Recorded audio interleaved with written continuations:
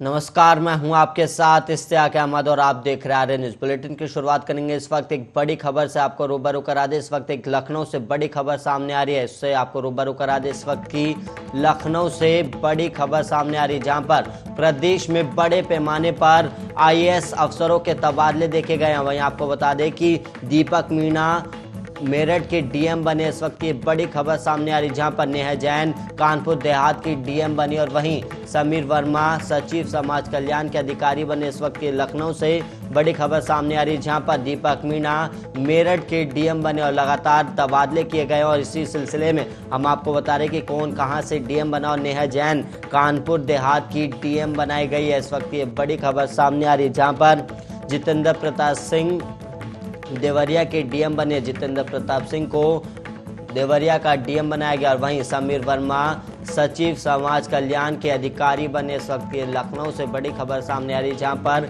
कई तबादले देखने को मिल रहे हैं, जहां पर नए नए डीएम का नियुक्ति की गई है। और वहीं आपको इसी सिलसिले में हम आपको बता रहे कि कौन सा डीएम कहां पर बना है। और वहीं बड़े पैमाने पर आईएएस अफसरों के तबादले देखने को मिल रहे हैं, जहां पर रायबरेली में डीएम वैभव श्रीवास्तव हटाए गए हैं। और वहीं आपको बता दें कि डीएम को हटा दिया गया वहां से और दीपक मीणा बने मेरठ के डीएम। और वहीं यूपी प्रदेश में योगी सरकार 2.0 में मुख्यमंत्री योगी आदित्यनाथ फुल फॉर्म में नजर आ रहे और सीएम योगी ने लोक कल्याण के लक्ष्य को लेकर शासन स्तर पर अगले 5 साल तक की रणनीति बनाई गई है और उसी को अमली जामा पहनाने की कवायद भी शुरू की गई है। और इसी मकसद से अब टीम यूपी ग्राउंड जीरो पर उतरेगी और इसके लिए शासन स्तर पर रूपरेखा तैयार कर ली गई है। जल्द ही इसे अमल में भी लाया जाएगा और इस बाबत सीएम योगी ने सभी मंत्रियों को निर्देश भी दिए। और सीएम योगी ने अधिकारियों को निर्देश दिए हैं कि योजनाओं के क्रियान्वयन में अधिक से अधिक रोजगार सृजन कर फोकस करें और साथ ही विभागीय कार्यों योजनाओं में और बेहतर करने का प्रयास करें। और वहीं शासन की ओर से मंत्रियों के लिए हर हफ्ते में 4 दिन सोमवार, मंगलवार, बुधवार और गुरुवार को लखनऊ में रहेंगे और लखनऊ में सोमवार को मंत्री जन समस्याओं के निस्तारण के लिए अपने दफ्तरों में शासकीय कार्यों के साथ जन सुनवाई भी करेंगे। और वहीं मंगलवार को कैबिनेट की संभावित बैठक और जनप्रतिनिधियों से भी मुलाकात करेंगे। और मंगलवार या बुधवार को शासन की ओर से गठित कमेटियों की होने वाली बैठकों में भी शामिल होंगे और साथ ही शुक्रवार, शनिवार, रविवार को जिलों में भी और प्रभारी जिलों में रात्रि प्रवास करेंगे। और सीएम योगी आदित्यनाथ को बतौर मुख्यमंत्री दूसरे कार्यकाल की शपथ लिए हुए अभी 1 महीना भी नहीं बीता और सरकार ने सभी विभागों से 900 दिन के और 6 महीने और 5 सालों का प्लान भी मांगा है। और वही सीएम के निर्देश पर विभागों ने प्रेजेंटेशन देना भी शुरू कर दिया और सीएम योगी और सभी मंत्रियों के सामने 13 अप्रैल को कृषि विभाग ने करीब 2.5 घंटे तक प्रेजेंटेशन का प्रस्तुतिकरण दिया था। और वहीं 15 अप्रैल को अवस्थापना और औद्योगिक विकास, 16 को समाज कल्याण विभाग और 19 को स्वास्थ्य और परिवार कल्याण चिकित्सा शिक्षा विभाग प्रेजेंटेशन देगा।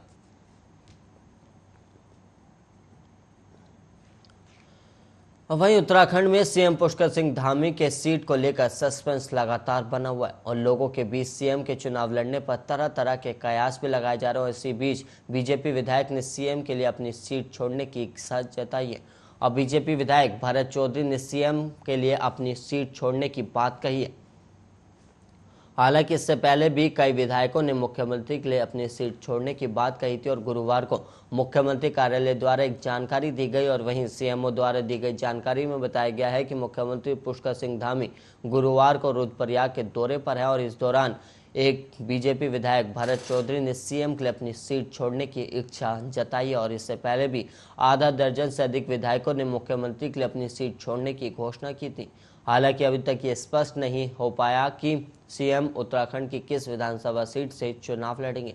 और वहीं आपको बता दें कि उत्तराखंड विधानसभा चुनाव में बीजेपी को स्पष्ट बहुमत मिला था और पार्टी ने राज्य की कुल 70 विधानसभा सीटों में से 47 पर जीत हासिल की थी। लेकिन पार्टी के सीएम फेस रहे पुष्कर सिंह धामी अपनी खटीमा विधानसभा सीट से चुनाव हार गए थे, जिसके बाद भी पार्टी के शीर्ष नेतृत्व ने उन पर भरोसा जताया। पुष्कर सिंह धामी को दोबारा राज्य का सीएम बनाया गया और उन्होंने पिछले महीने 23 तारीख को उत्तराखंड के 12वें सीएम के तौर पर शपथ ली थी।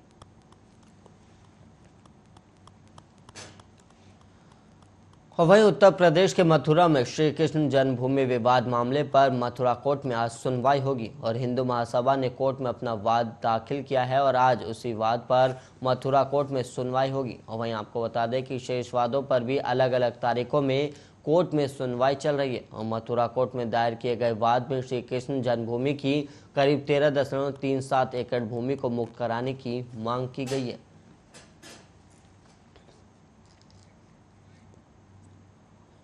और वहीं रामनवमी समारोह के दौरान मध्य प्रदेश के खरगोन में हुई हिंसा के बाद स्थिति फिलहाल नियंत्रण में है, लेकिन अफवाहों का बाजार अब गर्म है और पिछले 4 दिनों से लगे कर्फ्यू की वजह से लोग अपने घरों के अंदर ही है। और वहीं बुधवार रात अचानक पत्थरबाजी की अफवाहों से एक बार यहां फिर अफरा तफरी मच गई है और इसके बाद रात के वक्त पुलिस और पैरामिलिट्री फोर्स को गश्त बढ़ानी पड़ी थी।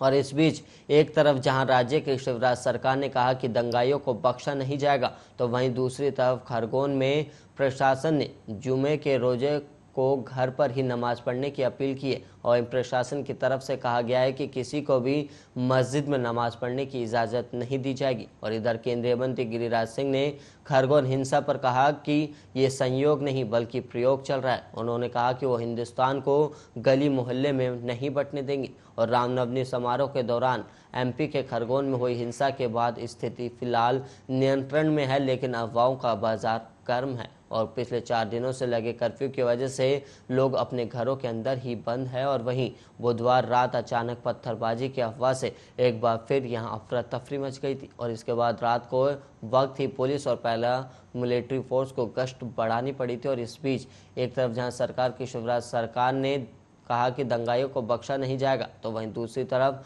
खरगोन प्रशासन ने जुम्मे के रोज घर पर ही नमाज पढ़ने की अपील की है और वहीं मस्जिदों में नमाज पढ़ने की इजाज़त नहीं दी जाएगी।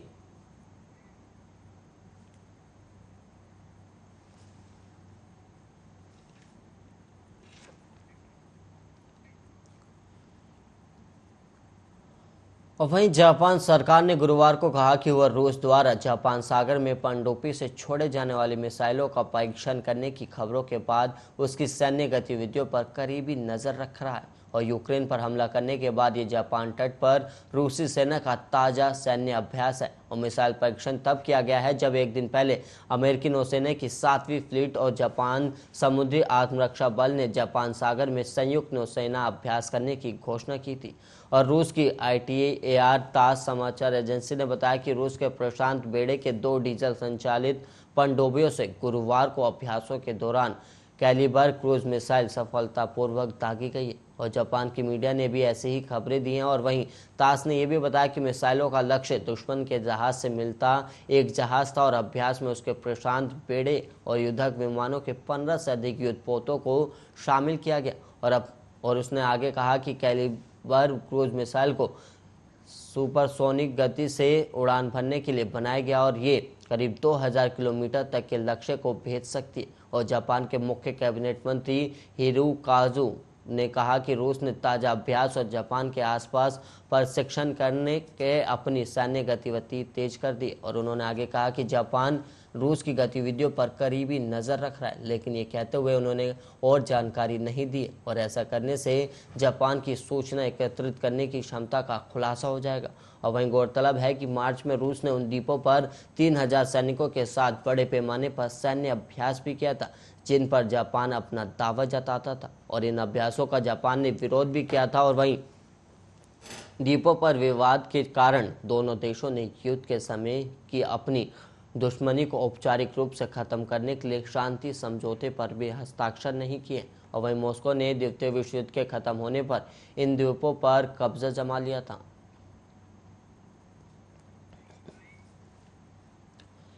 वहीं कर्नाटक के ग्रामीण विकास और पंचायत राज मंत्री KS ईश्वरप्पा को ना करते आखिरकार कुर्सी छोड़नी ही पड़ रही है। दरअसल ईश्वरप्पा आज इस्तीफा देने जा रहे हो, ये सब इसलिए क्योंकि कर्नाटक में एक ठेकेदार की मौत के मामले में ईश्वरप्पा का नाम सामने आ रहा था और वहीं उसको आत्महत्या के खिलाफ उकसाने का आरोप है और ठेकेदार ने मंत्री और उनके करीबियों पर निर्माण कार्य के बदले 40% कमीशन मांगने का आरोप लगाया था।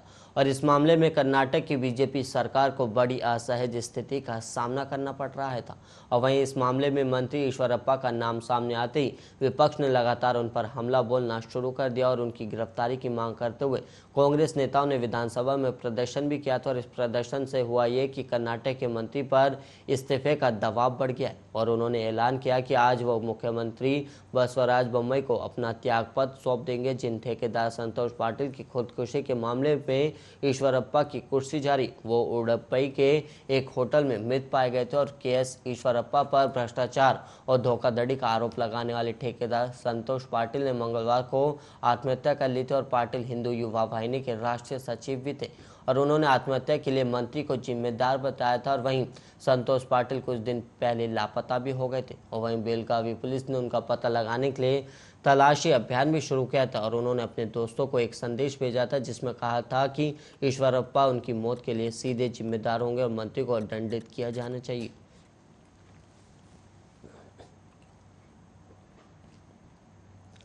और वहीं उत्तर प्रदेश में योगी सरकार 2.0 ने बेहतर कानून व्यवस्था के लिए गुरुवार रात पुलिस विभाग में बड़ी प्रशासनिक सर्जरी करते हुए 14 आईपीएस अधिकारियों के तबादले कर दिए और इनमें से कई अफसरों को नई तैनाती दे दी गई है और जबकि कई अधिकारियों के नाम वेटिंग लिस्ट में है। और वहीं गौरतलब है कि जिन आईपीएस के कंधों पर नई जिम्मेदारी सौंपी गई है उनमें से कुछ 2017 से 18 के बैच के नए अधिकारी भी हैं।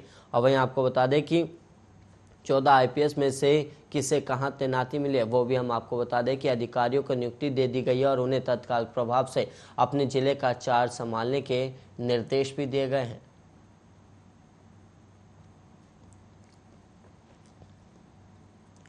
और वहीं उत्तर प्रदेश में योगी सरकार में मंत्री दयाशंकर सिंह गुरुवार को बस्ती के बीजेपी कार्यालय पहुंचे, जहां उन्होंने एक संगोष्ठी को संबोधित किया और फिर पत्रकारों के सवालों का जवाब भी दिया। और वहीं सुबह से प्रदेश में एक खबर आम हुई कि यूपी परिवहन निगम की बसों का किराया बढ़ गया और ऐसी बसों का लगभग 7% और साधारण बसों के किराए में करीब 1 से 2% की बढ़ोतरी की गई है। और वहीं इस खबर का शाम होते होते परिवहन मंत्री ने खुद बस्ती आकर खंडन कर दिया और इससे एक बात तो साफ हो गई है कि कहीं मंत्री के किराया बढ़ोतरी के फैसले में सरकार का दखल तो नहीं आ गया।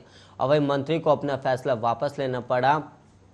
और वहीं आपको बता दें कि परिवहन मंत्री दयाशंकर सिंह से सवाल किया कि आखिर बसों का किराया बढ़ाने की क्या जरूरत थी, तो उन परिवहन मंत्री ने किराया बढ़ोतरी के सवाल का ही खंडन कर दिया और साफ साफ लफ्जों में उन्होंने कहा कि यूपी की बसों का कोई किराया नहीं बढ़ाया गया और ना ही उन्हें इस बारे में कोई जानकारी ही है।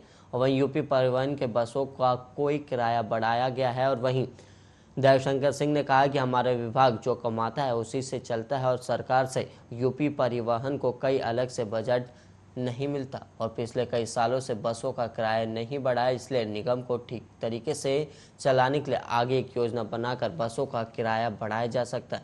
और वहीं परिवहन मंत्री ने कहा कि यूपी में महज 7% ही राज्य परिवहन निगम की बसों का संचालन होता है और बाकी के 93% में प्राइवेट बसों का संचालन होता है। इसलिए हम प्राइवेट बसों से खुद की तुलना नहीं कर सकते, लेकिन हम सफ़र का अधिक ज़रूरत देंगे। और उन्होंने दावा किया कि अभी प्रदेश में करीब 1200 से अधिक सरकारी बसों का संचालन हो रहा है और आने वाले कुछ दिनों में यूपी परिवहन निगम 1000 बसों को खरीदकर उन्हें जनता को समर्पित किया जाएगा और राज्य परिवहन निगम में जितनी सुविधाएं यात्रियों को दी जा रही है उतनी ही दी जाएगी।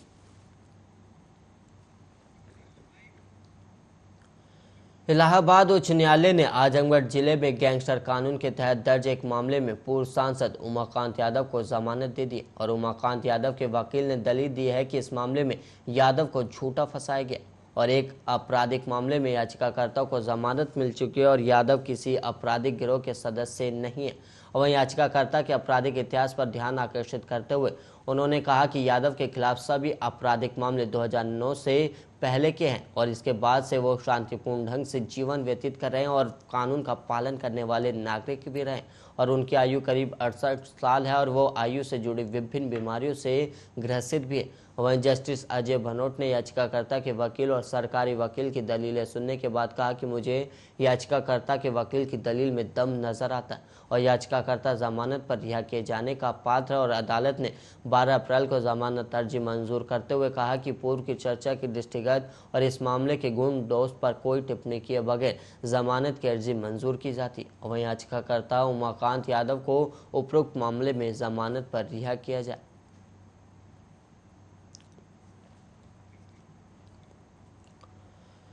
जहां कल पूरे देश भर में अंबेडकर जयंती मनाई जा रही थी, तो इसी अवसर पर कल अयोध्या में अलग अलग जगह पर जयंती को धूमधाम से मनाने की प्रक्रिया दिन भर चलती रही और वहीं जयंती की फिजाओं में रंग भरते हुए बेती कला गांव में अंबेडकर जयंती के स्थान पर न मनाकर केवल बल्कि विभिन्न गुटों में अंबेडकर वादियों को एक मंच प्रदान किया गया और वहीं विकासखंड बीकापुर के बेती कला गांव में अंबेडकर जयंती को कई गुटों में मनाने की परंपरा पिछले कई सालों से चल रही है, जिसे ग्राम प्रधान अनिल सिंह राजपूत और जिला पंचायत सदस्य सुनील कुमार राजपूत ने इस बार समाप्त करते हुए अंबेडकर जयंती को एक स्थान पर ही धूमधाम ढंग से मनाया है। कि बाबा साहेब आम्बेडकर जी का जो जन्मोत्सव मनाया जाता है वो कई टुकड़ों में मनाया जाता है गांव में। तो हम ये सोचे कि सभी लोग पूरे ग्राम सभा इकट्ठा होके बाबा साहेब का 131वां जन्मदिन सभी लोग ग्राम सभा मिलके एक साथ और एक जगह मनाएं। यही प्रथा हमने आज से स्टार्ट की है और आगे भी चल के और इससे भी अच्छी बढ़िया व्यवस्था के साथ इसको हम लोग बनाए। आज डॉक्टर बाबा भीमराव अंबेडकर की जयंती पे 131वीं उनकी जयंती पर हमारे गांव के प्रधान अनिल सिंह द्वारा गांव में एक भव्य कार्यक्रम हम लोगों ने रखा और बहुत ही जोश और उल्लास के साथ हमने डॉक्टर भीमराव अंबेडकर साहब का जन्मदिन मनाया और साथ ही साथ हम लोगों ने एक संकल्प लिया कि हमारे संविधान के रचयिता भीमराव अंबेडकर ने जो लड़ाई लड़ी उन्हीं के नक्शे कदम पर सभी वर्ग के लोगों को, सभी समाज के लोगों को हम लोग उसी दिशा में लेके जाएंगे और गांव का विकास करेंगे। और इसी के साथ इस बुलेटिन में इतना ही। देश और दुनिया की तमाम खबरों के लिए आप बने रहिए आर्य न्यूज के साथ।